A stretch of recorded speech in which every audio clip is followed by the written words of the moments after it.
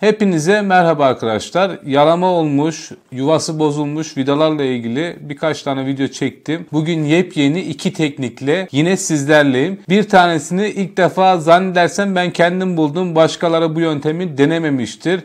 İkinci yöntem ise bilinen bir yöntem olabilir. Dilerseniz hemen geçelim. Bakın şimdi arkadaşlar, bu vidanın ağzı gördüğünüz gibi gitmiş. Küçük vidalarda da oluyor bu. Yalnız videoda gözüksün diye bu şekilde bir vida seçtim ben. Tornavida gördüğünüz gibi içerisinde boşa dönüyor. Tutma yok. Şimdi ilk olarak bilinen bir yöntemden bahsedeceğim ama işte bilmeyenler için çekiyoruz bu videoyu. Arama yapanlar için. Bu şekilde bir vidanız var ve boşa dönüyor. Özellikle ucu düz bir tornavida seçtim ki daha zor olsun diye. Böyle bir koli bandını alın. Şu şekilde koparın. İkiye katlayın. Bu şekilde üzerine koyun.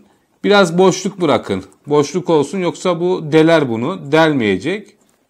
Ortasına yerleştirin. Ve çevirmeye başlayın. Gördüğünüz gibi rahatça çıkıyor. Birinci yöntem bu.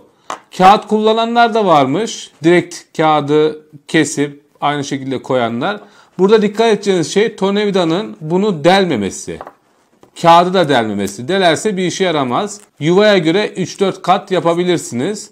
Biraz boşluk bırakırsanız delmez. Delerse zaten buraya oturacak. Bu sefer yine içerisinde boşa dönecek. Gelelim bulduğumuz diğer yönteme. Bakın bu mıknatısları biliyorsunuz. Daha önce bununla ilgili de videolar çektik. Kulaklıklardaki hoparlörlerden çıkan mıknatıs bunlar. Dışarıda da satılıyor. Yalnız bu hoparlör içindeki mıknatıslar daha kuvvetli. Daha böyle tutmaları iyi. Dışarıda ben de baktım, kötü mıknatıslar var. Zayıf tutuyorlar. Bu mıknatısı alıyoruz. Bu şekilde parçalıyoruz. Bakın toz haline getiriyoruz. Gördüğünüz gibi bayağı parçaladık bunu. Pense kullandım. Dikkat edin. Gözünüzü falan sakının. Çünkü parçalarken ateş, kıvılcım çıkıyor ve sağa sola saçılıyor. Ya da bir şeyin üzerine sarıp çekişle de vurabilirsiniz. Havanda da dövebilirsiniz. Yalnız amaç toz haline getirmek. Şimdi toz haline getirince, mesela ben penseyle kırınca pensenin burada tozları kaldı. Bunun için ne yaptım? Bakın ucu ne kadar ince ve küçük. Bunun etrafına tozları yapıştırdım. Zaten mıknatıs olduğu için direkt olarak tutuyor. Bakın bu şekilde tuttu. Sonra yalama olmuş vidanın içerisine bunu soktum. Mıknatıs olduğu için zaten bunun içerisinde dolduruyor. Bakın rahatça yine döndürüyor. Ne yaparsınız?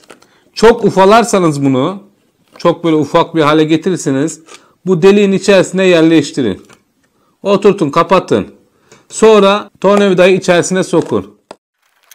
Çok rahat bir şekilde sıkacak ve kapatacak. Sonuna kadar size de göstereyim. Bayağı sıkıyor yani. Normalde boşa dönüyordu.